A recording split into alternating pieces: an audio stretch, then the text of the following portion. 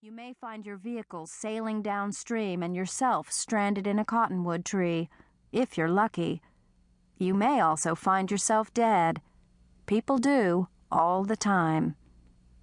Rainy Sundays are good for serious indoor pursuits, and that's what was going on at our house. McQuaid and I were sitting over coffee at the kitchen table, pursuing a discussion of something that had happened earlier that day. Brian was in his room upstairs, pursuing his interests across the vast reaches of the internet.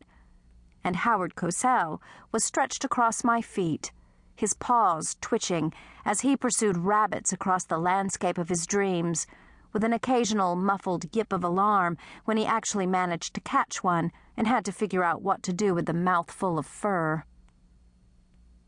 McQuaid went to the counter and picked up the coffee pot.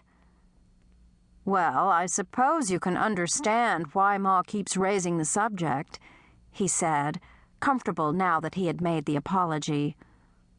"She's got a certain investment in babies. After all, I'm her son. My kids are her grandkids." He poured, added sugar, and stirred, while I eyed his profile. Tall, dark, lithe, and lean-bodied, with the shoulders of a college quarterback. Craggy face, twice broken nose, once on the football field, once in a fight with a crazy drunk. A jagged scar across his forehead, a relic of an encounter with a doper. Not quite handsome, but close enough. And sexy. Ah, yes, sexy. I pulled my attention back to the conversation. "My kids are her grandkids?" I repeated. "That should be singular, shouldn't it? Your son is her grandson. That is, unless you've neglected to tell me about a chapter or two in your checkered past." "Of course it's singular," McQuaid said. He opened the refrigerator and began to rummage among the leftovers. "You can't really blame Ma for coveting a few more grandchildren, can you? Her grandmother had a whole slew of them, 30 or something like that, and twice as many great-grandchildren. Ma must feel like a pauper in comparison." I shuddered. Your mother's grandmother had 10 children. She never heard of Margaret Sanger.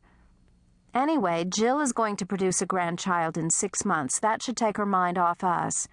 I sincerely hope, I added fervently. "It probably won't," McQuaid said. "When Ma sinks her teeth into a project, she's like a coyote with a leg of lamb. The devil could goose her and she wouldn't let go." He took out a plastic margarine tub. "What's this?" he asked, opening the lid. "It's a dead frog," I said.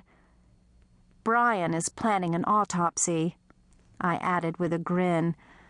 "Probably wouldn't taste very good." While McQuaid is contemplating his son's autopsy subject with some distaste, I'll take a minute to introduce us. Mike McQuaid, formerly a Houston homicide detective and currently on the criminal justice faculty at Central Texas State University, is my husband.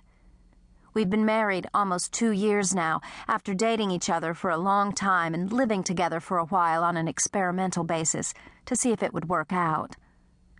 We live about a dozen miles from town in a big Victorian house that a previous owner named Meadowbrook, and since the house site includes both a brook and a meadow, the name seems to fit.